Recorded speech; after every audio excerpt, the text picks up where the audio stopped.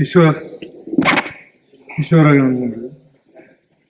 ವಿಧಾನ ಪರಿಷತ್ತಿನ ಸದಸ್ಯನಾಗಿ ನಾನು ಪ್ರಮಾಣ ವಚನ ಸ್ವೀಕರಿಸುವಾಗ ನಿಮ್ಮ ಪರಿಚಯ ಗುರುಗಳೇ. ಪ್ರಮಾಣ ವಚನ ಸ್ವೀಕರಿಸಿ ನಿಮ್ಮ ಪಾದಕ್ಕೆ ನಾನು ಅಡ್ಡ ಬಿದ್ದಾಗ ನಂಗೊಂದು ಧೈರ್ಯದ ಮಾತನ್ನು ಕೊಟ್ರಿ ನೀವು. ಚೆನ್ನಾಗಾಗುತ್ತೆ ಕಿಶೋರ್, ಮುಂದಕ್ಕೆ ಹೋಗಂತ. ನಂಗೆ ಚಿಂತಕರ ಚಾವಡಿ, ನಾನು 2 ಬಾರಿ ನನ್ನ ಹೆಸರು ಪುತ್ತೂರು ಶಾಸಕನಿಗೆ ಬಂದಿತ್ತು. ಕೊನೆ ಹಂತದಲ್ಲಿ ತಪ್ಪಿದ್ರು ಕೂಡ ಪಕ್ಷವನ್ನ ತಾಯಿ ಅಂತ ಕೆಲಸ ಮಾಡಿದ ಕಾರಣಕ್ಕೆ.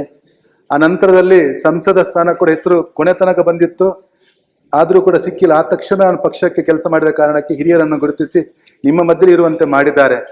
ಆದಂಗೆ ಬರಬೇಕಾದ್ರೆ ತುಂಬಾ ಹೆದರಿಕೆ ಇತ್ತು. ಚಿಂತಕರ ಚಾವಡಿ ನನಗೆ ಅಷ್ಟು ಜ್ಞಾನ ಉಂಟಾ ಅಂತ ಇತ್ತು.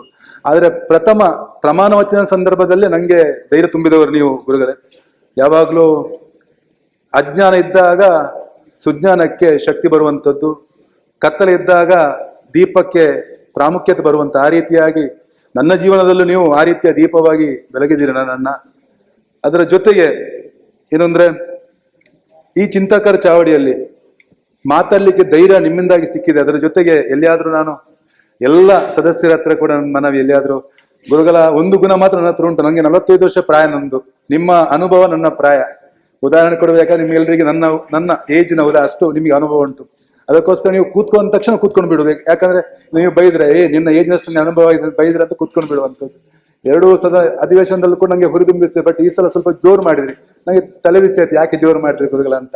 ಮತ್ತೆ ಪ್ರತಾಪಣ್ಣ ಅಂದ್ರು ಅಮೆರಿಕದಿಂದ ಬಂದದಷ್ಟೇ ಹಗಲು ರಾತ್ರಿ ವ್ಯತ್ಯಾಸಕ್ಕೆ ಸ್ವಲ್ಪ ಮೂಡು ಸರಿ ಇಲ್ಲ ಅವ್ರದ್ದು ಅಂತಂದ್ರು. ಮಾರನೇ ದಿವಸ ಖುಷಿಯಾಗಿದ್ದ ಒಂದು ಲೆಟರ್ ಬರ್ದೆ, ಪತ್ರ ಬರೆದು ಕಳಿಸಿ ನಿಮಗೆ, ಸರ್ ಇದೇ ತರ ಖುಷಿಯಾಗಿದ್ರೆ ತುಂಬಾ ಚೆನ್ನಾಗುತ್ತೆ, ನಮಗೂ ಖುಷಿ ಆಗುತ್ತೆ, ನಾನು ಎಲ್ಲ ರೀತಿಯ ಪ್ರಯತ್ನ ಮಾಡ್ತೀನಿ ತಂದ್ರಿ ಗುರುಗಳು ನೀವು.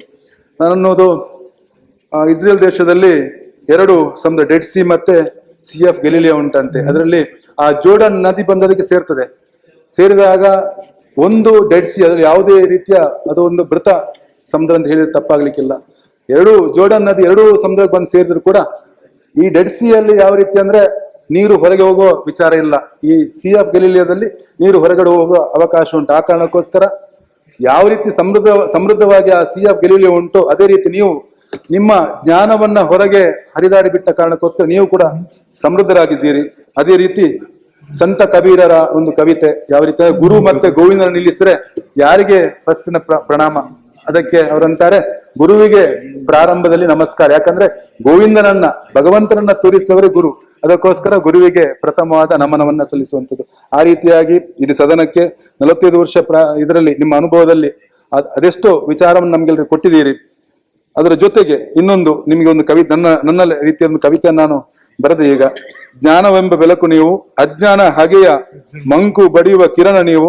ನಿಮ್ಮ ಒಡನಾಟವೇ ಪಾಠ, ನಿಮ್ಮ ನೋಟವೇ ಪಾಠಶಾಲೆ.